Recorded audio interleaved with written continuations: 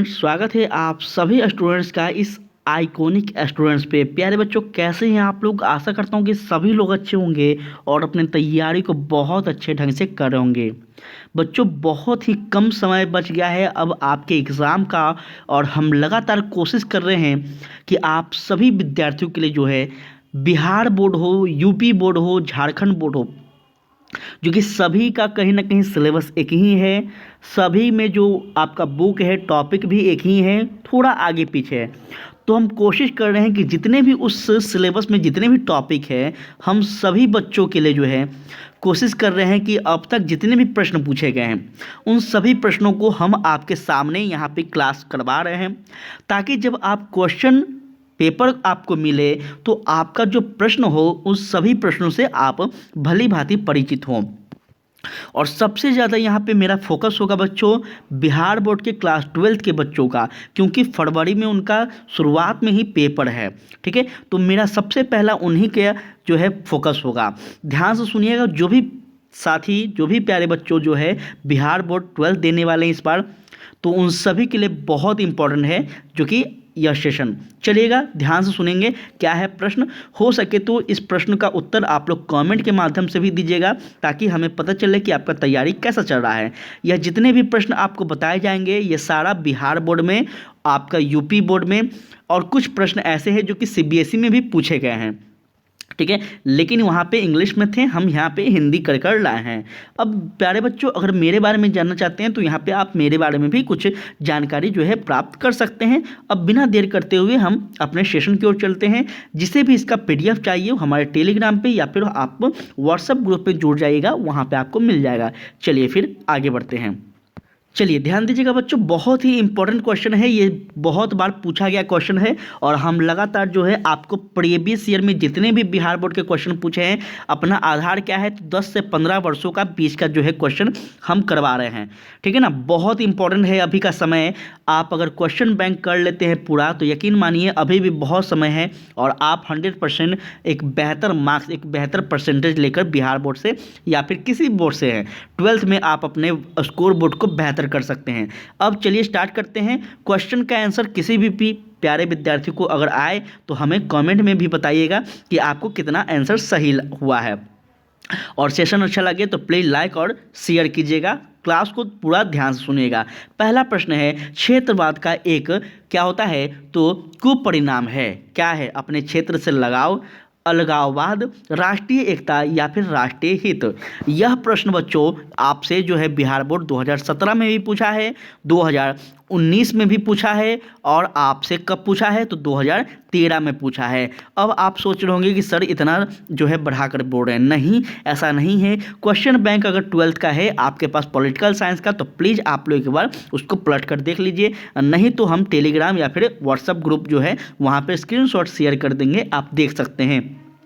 ठीक है ना, ये सारे क्वेश्चन जो है बिहार बोर्ड लगातार रिपीट किया है, तो उम्मीद कर सकते हैं कि इस बार भी हो सकता है आपके क्वेश्चन बैंक में, क्वेश्चन पेपर में दिख जाए। तो ये बहुत ही इंपॉर्टेंट है बच्चों, और इसका राइट आंसर होगा आपने क्षेत्र से लगाव। ठीक है ना, क्षेत्र से अगर किसी व्यक्ति को बहुत ज़्यादा लगाव हो जाता है ना, तो वो फिर क्या करता है, तो क्षेत्र का एक कुपरिणाम निकल कर आता है। ये भी आपको समझना चाहिए। अब एक चीज़ याद रखेंगे, यहाँ पर हम ज़्यादा डिस्कशन नहीं करेंगे क्योंकि समय बहुत कम है, और आपको जो है प्रश्नों की श्रृंखला हमें ज़्यादा देना है। ठीक है, तो ज़्यादा डिस्कशन यहाँ पे नहीं होगा, बस हम जो है आंसर आपको बताते चलेंगे। जो समय था हम आपको उस समय थ्योरी पढ़ा चुके थे। कहता है, आज़ाद कश्मीर क्या है? कश्मीर का वह भूमि जिस पर पाकिस्तान का कब्जा है, कश्मीर का वह भूमि जिस पर सालों भर बर्फ जमी रहती है, या फिर कश्मीर का वह भूमि जहां के लोग अलग देश की मांग कर रहे हैं। उपयुक्त में सभी।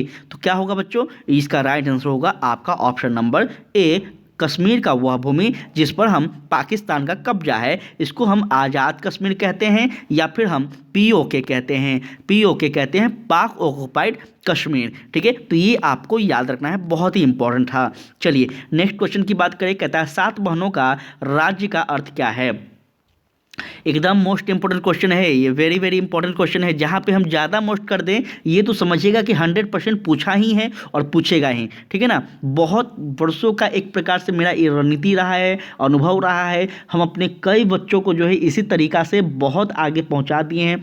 गारंटी हम आपको दे रहे हैं, उन बच्चों से अगर हो सके कभी पास आउट हो जाएगा तो हम आपको मिलवा भी देंगे। बहुत ऐसे बच्चे हैं जो 98 95 सीबीएसई में लेकर आए हैं इसी रणनीति पे, ठीक है। बिहार बोर्ड में तो इतना लाना थोड़ा सा टफ है, इसलिए वहाँ पे अगर हम बिहार बोर्ड की बात करें तो बिहार बोर्ड में भी ऐसे बच्चे हैं जो कि 75 आपका 76% जो है मेरे बच्चे बहुत बार लाए हैं, मेरे स्टूडेंट्स। तो इसी रणनीति के साथ पढ़िएगा, अभी भी समय है, ऐसा बात नहीं है। और इसका राइट आंसर होगा क्या बच्चों? तो इसका राइट आंसर होगा आपका ऑप्शन नंबर ए। पूर्वोत्तर के जो 7 राज्य है ना उसको हम क्या कहते हैं? तो 7 बहनों का राज्य कहते हैं, याद रखेंगे। नेक्स्ट क्वेश्चन की बात करें तो कहता है सूचना का अधिकार किस वर्ष अधिनियम में आया था? एकदम मोस्ट इंपोर्टेंट क्वेश्चन है और ये आपका हो जाएगा 2005 में, ठीक है। सूचना का जो अधिकार है जिसे हम आरटीआई कहते हैं, ये आरटीआई जो है यह अधिकार जो है किस वर्ष आया था? तो 2005 में अधिनियम के रूप में आया था, परंतु लागू कब हुए थे कभी पूछ ले तो आपको याद रखना है 2010 में, ठीक है। ये भी आपको याद रखना है, बहुत इंपॉर्टेंट क्वेश्चन था। चलिए नेक्स्ट क्वेश्चन की बात करें, कहता है भारत के संविधान में पहला संविधान संशोधन किस वर्ष हुए थे? तो बच्चों इसका राइट आंसर होगा आपका ऑप्शन नंबर कौन सा होगा? तो यहाँ पे जरा बताएंगे 1991 है, 92 है, 93 है, 94 है, क्या हो जाएगा? इसका राइट आंसर होगा आपका ऑप्शन नंबर साथियों ए, ठीक है ना, 1991। अब भारतीय संविधान संशोधन क्या होता है? तो बच्चों आपको याद रखना है, यहाँ पे ज़्यादा तो नहीं है लेकिन हाँ 368, ठीक है। इसको अगर कभी जीवन में आपको सुनने को मिला तो याद रखना है। जो आर्टिकल है, अनुच्छेद हम उसे कहते हैं, वह कौन सा है? तो आर्टिकल या फिर अनुच्छेद एक ही बात है। तो अनुच्छेद 368 जो है इसके आधार पर किसी भी संविधान में कोई भी ऐसा कानून जो बदलने योग्य है इसमें संशोधन किया जाता है, इसी को हम कहते हैं संशोधन। और यह पहली बार भारत में 1991 में हुए थे। नेक्स्ट क्वेश्चन की बात करें, बहुत ही इंपॉर्टेंट प्रश्न है, कहता है निम्नलिखित में से किस दल ने हिंदी विरोधी आंदोलन का संचालन किया था? त्रिभुज कांग्रेस, अकाली दल, स्वतंत्र पार्टी या फिर आपका डीएमके, किसने किया था? तो बच्चों यह आपका डीएमके ने किया।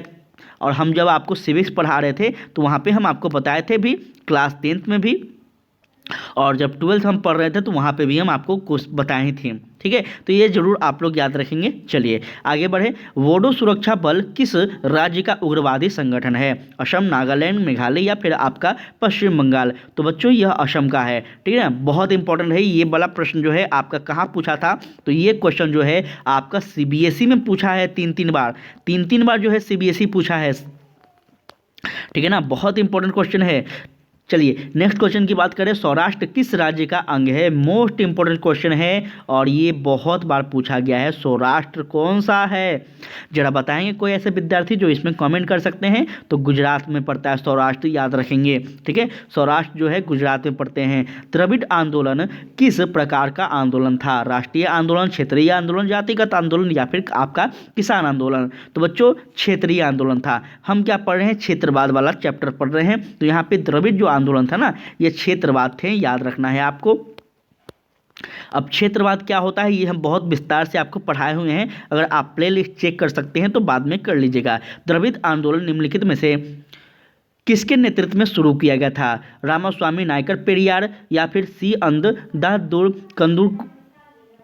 कंदुकुरी वीरेल सिंह या फिर और क्या होगा? चलिए देख लेते हैं। और केशव चंद्र सेन। तो बच्चों यह आपका होगा रामास्वामी नायकर पेरियार। बहुत ही इंपॉर्टेंट है, इनको प्यार से सारे के सारे बच्चे पेरियार के नाम से जानते हैं, ठीक है ना, पेरियार। सारे राजनीतिक दल की बात कर ले, भारत में जितने भी लोग हैं इनको पूरा नाम जो है उतना बड़ा नाम है इसलिए नहीं लिया जाता है, तो पेरियार कहा जाता है। ये रहने वाले कहाँ के थे? दक्षिण भारत के थे।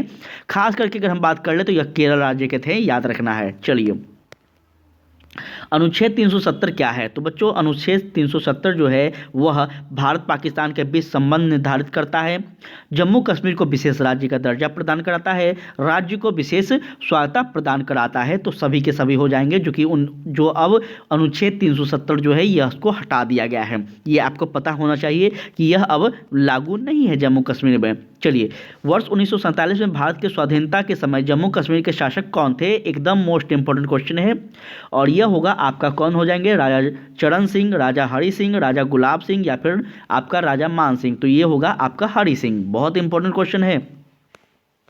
कहता है भारत में जम्मू कश्मीर का विलय किस नीति के तहत हुआ था? तो जरा बताएंगे जम्मू कश्मीर का जो विलय हुआ था किस नीति के तहत हुआ था? इसके पीछे बहुत कहानी लंबा है, अगर कभी आप लोग को मौका मिले तो आप लोग जरूर इसके बारे में पता कीजिएगा, नहीं तो आप लोग कमेंट में बताएंगे। तो एग्ज़ाम के बाद हम आपसे इस छोटे मोटे विषय पे जो है आपका नॉलेज गेन करने के लिए हम आपको लेक्चर देते रहेंगे, ठीक है ना। तो बच्चों इसका राइट आंसर क्या होना चाहिए यहाँ पे? तो इसका राइट आंसर होना चाहिए आपका ऑप्शन नंबर सी, अर्थात इंस्ट्रूमेंट ऑफ एक्शन के आधार पर। याद रखिएगा, इंपॉर्टेंट है। ये सारे क्वेश्चन पूछा गया है, बार बार हम रिपीट कर रहे हैं, ये सारे क्वेश्चन पूछे गए हैं। ऐसा नहीं सोचना है कि हम कहीं और से लेकर आए हैं, सारे प्रश्न पूछे गए हैं। अगर आपके पास क्वेश्चन बैंक हो या फिर क्वेश्चन पेपर हो तो आप चेक कर सकते हैं, अभी तो गूगल का ज़माना है, आप पता कर सकते हैं।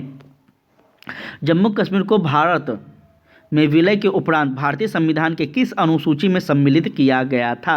प्रथम, द्वितीय, तृतीय या फिर चतुर्थ? किस अनुसूची में किए गए थे बच्चों? तो यह होगा आपका प्रथम अनुसूची में, जो कि बहुत इंपॉर्टेंट है, ठीक है। प्रथम अनुसूची में किए गए थे, याद रखना है। अभी भारत में कितने अनुसूचियाँ हैं? तो 12 अनुसूची है, याद रखिएगा, बहुत इंपॉर्टेंट है। कुल भारतीय संविधान में कितने अनुसूची है अभी वर्तमान में? तो 12 अनुसूचियाँ है, इसको भी आप लोग याद रखेंगे। चलिए, जम्मू कश्मीर का राज्य भाषा कौन सी थी? चलिए बताएंगे कोई ऐसे विद्यार्थी, हिंदी, अंग्रेजी, उर्दू या फिर डोगरी? तो बच्चों इसका उर्दू होगा। क्यों? क्योंकि यहाँ पे ज़्यादा लोग ऐसे लोग हैं जो कि इस्लाम धर्म को मानते हैं, इस्लामिक लोग हैं, तो इसलिए यहाँ का जो भाषा था ना उर्दू था। ऐसा नहीं थे कि हिंदी नहीं जानते थे या फिर अंग्रेजी नहीं जानते थे, वो भी जानते थे, लेकिन जो अपना भाषा होता है मातृभाषा वो इनका उर्दू हुआ करता था, ठीक है। तो इस प्रकार से बच्चों आज के सेशन में इतना ही।